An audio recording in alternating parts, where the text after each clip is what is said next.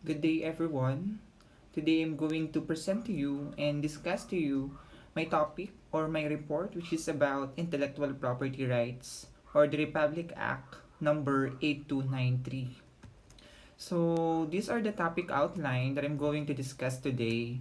So, I'm going to define and discuss to you what is intellectual property and what are the rights, identify and explain the different types of intellectual property and laws protecting IP rights.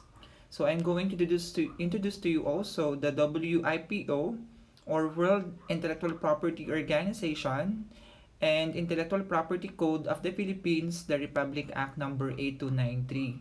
So I'm going to discuss also and present the different types of intellectual property, the copyright, the patent, the trademark.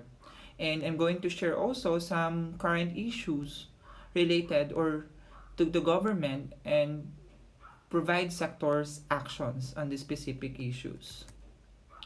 So I have here guide questions as well that must be answered at the end of this discussion. So how can the intellectual property protect the rights of inventors, scientists, and artists? What acts are considered as violations of the intellectual property code? And what agencies are in charge of implementing the intellectual property code? So I have here a short video clip that I'm going to share to give you an overview about the topic that I'm going to discuss.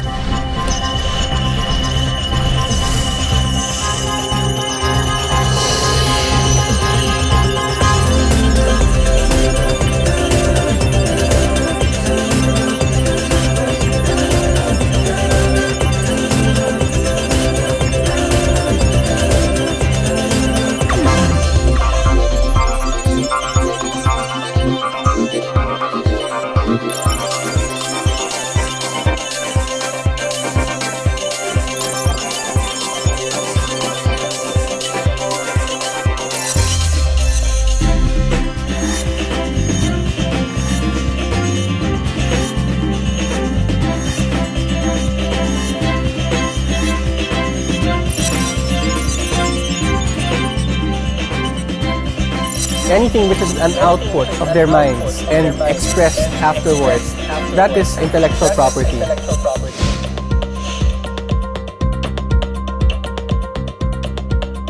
How do you protect it? If you're an artist, generally you contract out. So that means that you sell your intellectual property to a firm, to a corporation, and then they pay you money for it, and then after that they can do whatever they want with it. However, as an artist, you have more than just that. You have these things called moral rights. You have the right of attribution. If what you're doing is something which is entirely yours, the story is yours, the characters are yours, then you have a right of attribution. If a person were to hire you for creative work, and that work is part of your duties, then this is not your intellectual property at all. This is actually the intellectual property of somebody else, and you're just being there to help out. If you're just making sketches, or if you're just coloring, or if you're just making illustrations based on something which a person already conceptualized, then that is not protected at all. That property you're making just belongs to another person. Now, if it was your creation, like if it wasn't X-Men, if it was Omen, then you sell that to a company. That project is your intellectual property, and so you have a right to have your name there.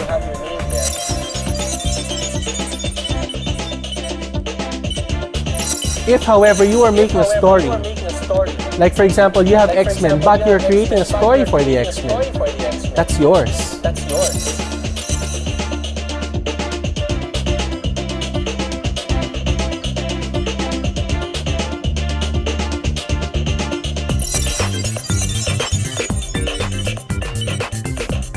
It's important because that's how you're known. People have to know who you are. People have to know who created this work. That is the main reason why people would go to you. They find something so beautiful or so expressive to them that they connect with it. They will get you again. They're going to ask, who made this? And I want to get the works of this person. You have a right to have your name attached all the time. In fact, you have to have it attached as much as possible. Why? Because that will help the creative industry. There, people will realize that, hey, you don't have to go to a big corporation. you can go to this person and he will give you value for money. That is the kind of trust, again, which the Creative Content Development Program would like to encourage, would like to teach, would like to impart to people.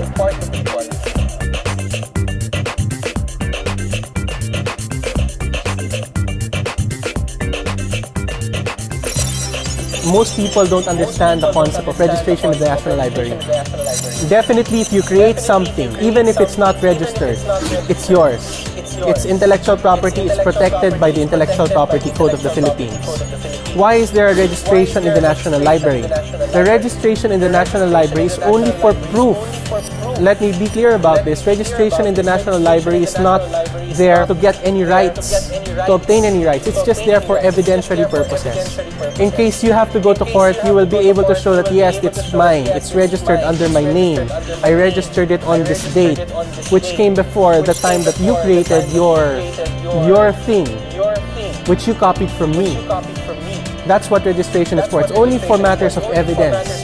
However, if you don't have registration, you can always have other evidence other than registration. It's not there to take a right to have a right. No, these things are automatic as soon as you create the work.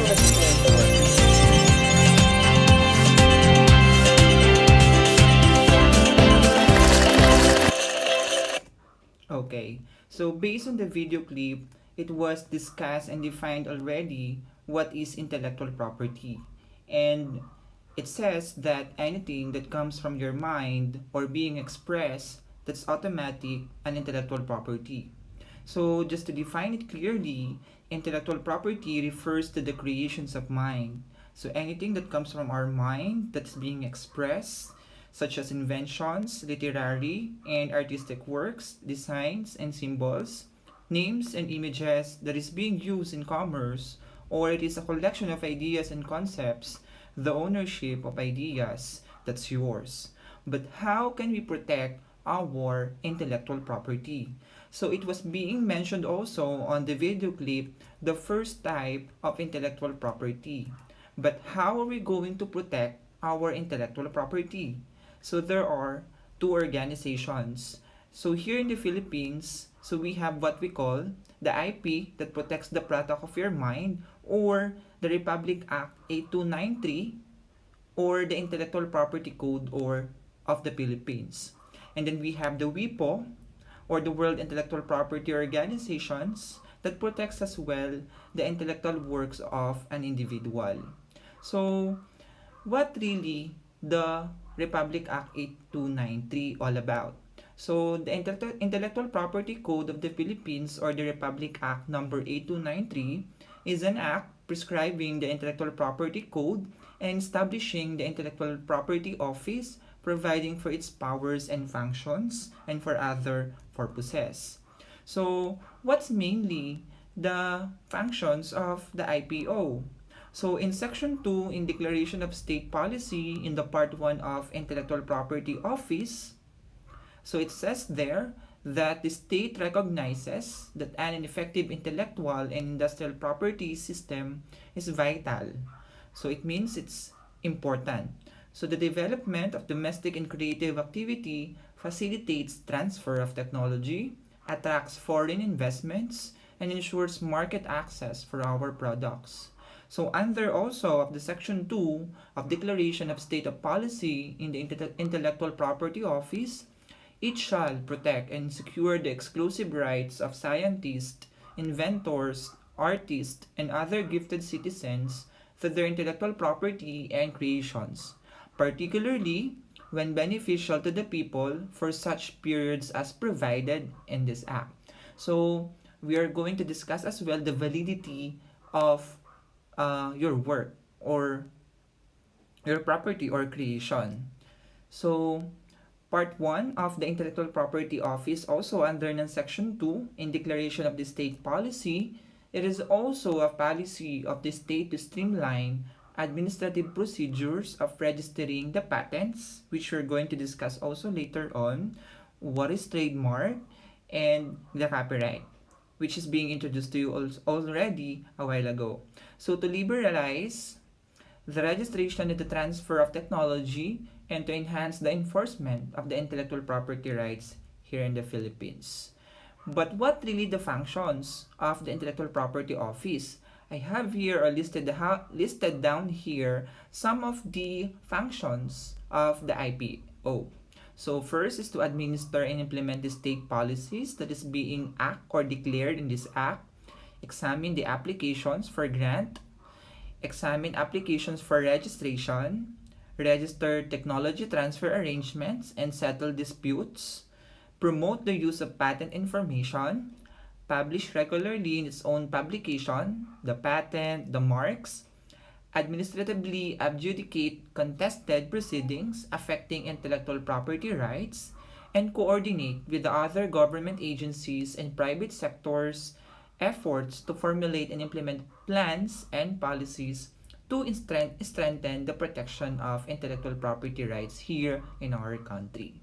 So those are some of the roles or functions of the IPO. But I'm going to explain as well, as I mentioned, what's patent, what's copyright, and what is trademark. So based on the video clip, it discussed there what is copyright. So let's say for example, so on this example on our screen, so it shows here a car design. So it has an hood ornament which is designed, patent, or be copyright. So there's a logo or a model name which indicates the manufacturer's name or the trademark. But what's really or what are the different types of intellectual property? First, we have what we call the copyright. So what is copyright?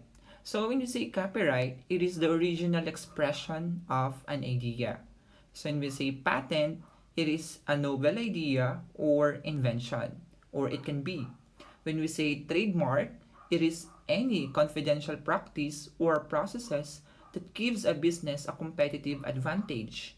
And when we say trademark, it is an expression, a symbol, or a design that identifies a specific business or organization. So I have here again a video clip that discusses some informations about the intellectual property, including the copyright.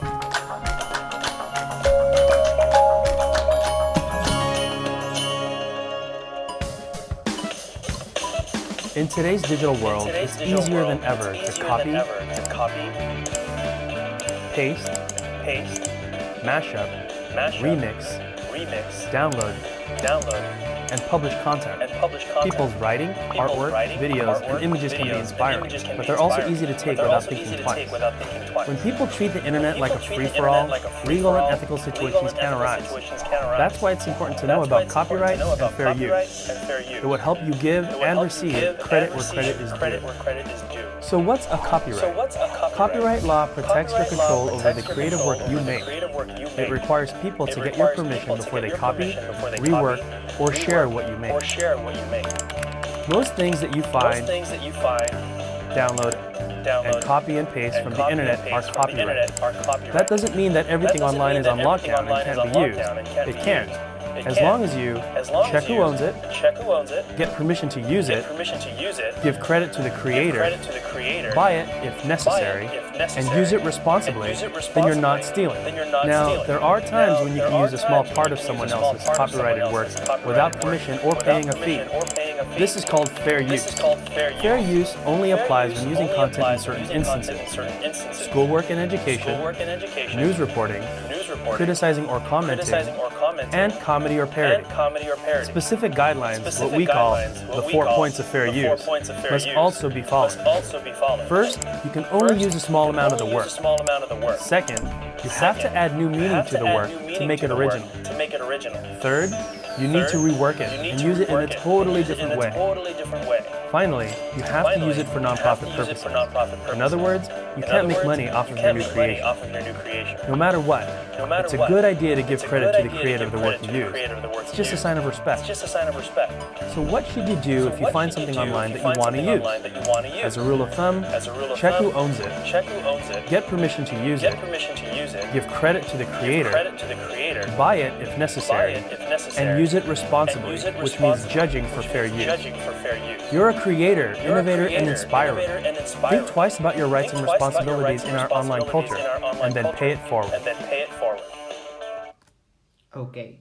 So, on the video clip, it was discussed what is copyright and how are we going to protect our copyright without violating the copyright law through the use of fair use.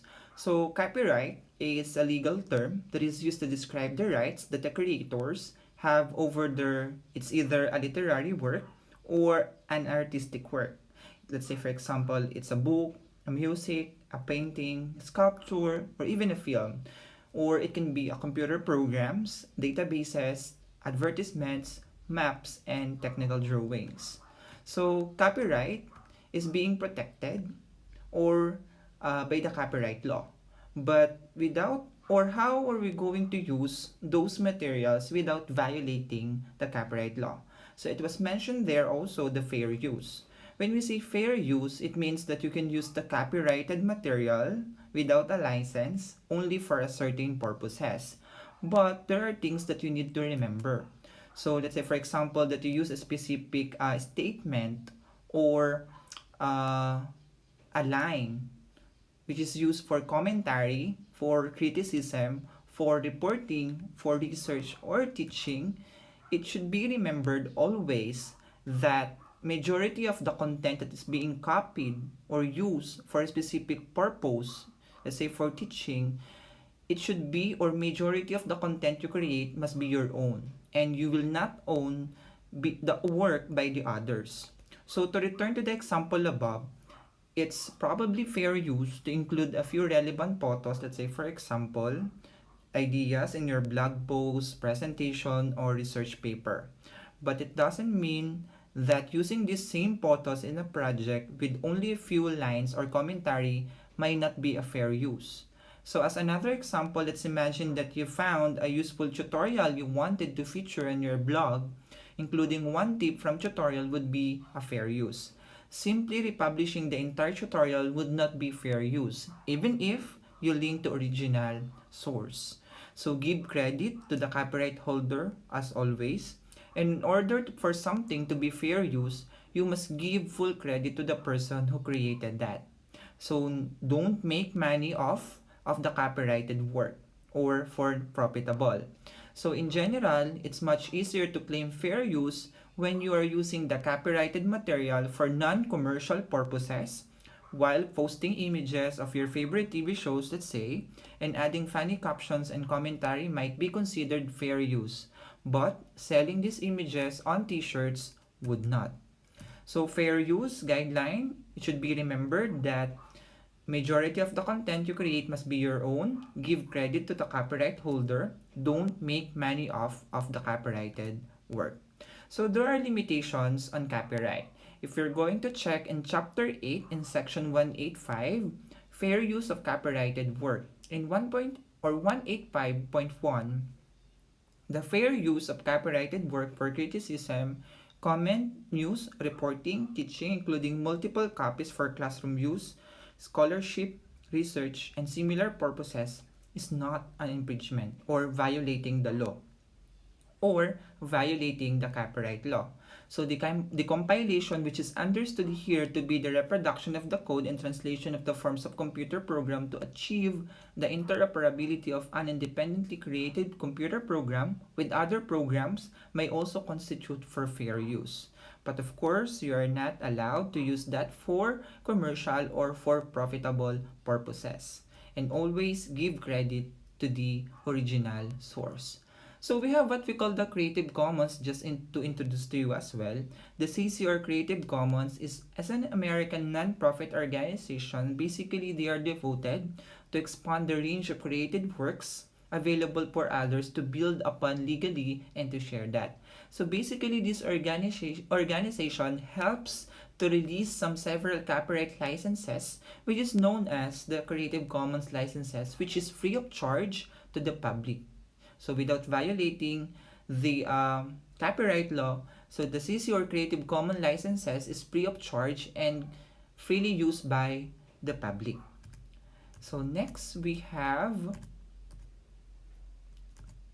the Creative Commons reminders.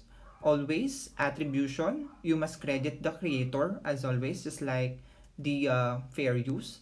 Non-commercial, you can't make a profit of it. No derivative works, or you cannot change the content, and share alike. So it means that you cannot change you can change the content, but you have to let other people use your new work with the same license as the original. So these are the validity which I mentioned to you a while ago, the validity of the works. So it means that is there let's say expiration, and when or until masasabi mo na I own this work. So for literary work, during the lifetime of the author plus 50 years after that, if it's an art, 25 years from the date of creation, if it's a photographic work, 50 years from the publication, and if it's an audiovisual work, it's 50 years from the publication. And then if it's a sound recording, it's 50 years validity from the year recording it took place. If it's a broadcast recording, it's 20 years from the date of the broadcast. If it's a trademark, it is valid for 10 years and may be renewed for a periods of 10 years as validity period. And if it's an invention patent, valid for 20 years from filing the date of the application. Next type of intellectual property is the patent. So how is it different to copyright? So when we say patent, it is an exclusive right being granted for an invention. So it means that the owner of the work, if it's patented, they have the right to decide how or whether the invention can be used by other, or how the product can be distributed to the public. So the patent simply gives a right to the owner. So in chapter 3, right to a patent, in section 28, the right to a patent belongs to the inventor. His, hers, or assigns when two or more persons have jointly made an invention. Let's say, for example, that you are two persons, or there are two persons who created or jointly work for that work. The right to a patent belongs to them jointly. That's under the Section 10 of Republic Act number 165A. And then in Section 29, for filing rule of the patent work, let's say, for example, that will be applying na gusto mong ipapatent ang iyong work, if two or more persons have made the invention separately and independently of each other, the right to the patent shall belongs to the person who filed an application for such invention, or where or if two or more applications are filed for the same invention to the applicant who has the earliest filing date or the earliest priority date. So it means that, let's say, for example, that there are two persons or inventors who invented this work, which the same work. So the first person who has the earliest application for filing date of the patent application, he is the one who has the right for that. So that is indicated in the third sentence of Section 10 of Republic Act number 165A. So design patent applications, these are the examples. Say, for example, the sunglasses, the shape of the bottle or the design, the chair, the motorcycle design, the phone or the mobile phone, the guitar, or even a toy or a robot. So the famous gravity-defying lean of Michael Jackson is being patented in US. So basically, Michael Jackson has given a right on how this design of the shoes, or what we call the gravity-defying lean shoes, will be used by the public. And then we have the next type of intellectual property, which is the trademark. So when we say trademark, it is a sign capable of distinguishing the goods or services of one enterprise from those of other enterprises. So basically, trademark indicates the where this product belongs to. So trademark is also a sign of capable of distinguishing the goods or services of one enterprise from those of other enterprises. But trademarks date back to ancient times when craftsmen, they used that to put their signature or mark on their products. So in this, you can see TM and R. So when we say TM, it means that the owner of the mark has a common law rights even though the mark has not been registered yet, while the R, on the other hand, is only used for marks that have been granted registration. So these are examples of trademarks. Let's say, for example, we have the McDonald and we have the registered trademark, which is the Starbucks coffee. So we have what we call the trademark infringement. Actually, there are a lot of cases na may encounter natin when it comes to trademark infringement. When you say infringement, it's something that you violated in the law. In this case, they violated that they copied the design of the trademark to confuse people if it's really the product. Let's say, for example, the North Face, the South Bat, Starbucks copy, Starbucks copy. So this is a violation under the law, which is you violated or you committed a trademark infringement under the law. So another example of trademark infringement is the Mars sues Hershey's for trademark infringement over the Maltesers brand. So based on this article, under nitong kaso na to, it indicates that Maltesers or the Mars copied the Maltesers brand, wherein Mars originally owns the trademark. And then, in violation of the intellectual property rights when it comes to infringement with regards to patent, copyright, and trademarks, and misappropriation with respect to the trade secrets can be breach of civil law or criminal law, which it depends on the type of the intellectual property involved. But to continue, we're going to discuss also the fourth type of intellectual property, which is industrial design. So when we say industrial design, it constitutes the ornamental or aesthetic aspect of an article or a product. It may consist of a three-dimensional feature such as the shape of the object, the surface of an article, or the two-dimensional features such as the patterns, the lines, or the color. So an industrial design constitutes the ornamental or aesthetic aspect of an article. So the industrial design may consist, just like what I've said, the surface of an article or a patterns, the lines, or the color.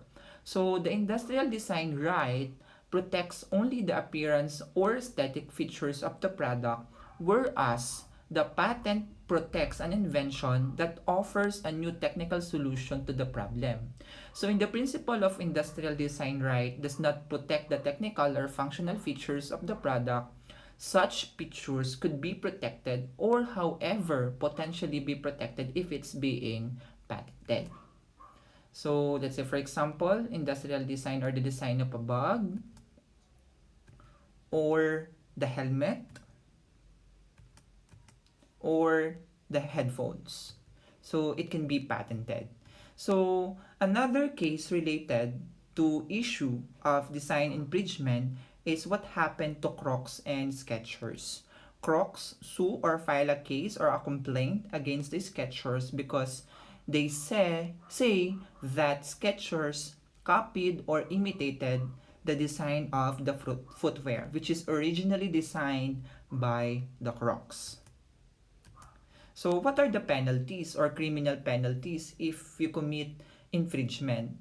In Section 217 of Criminal Penalties in 217, any person infringing any right secured by the provisions of the Part 4 of this Act or aiding or abetting such infringement shall be guilty of a crime punishable by.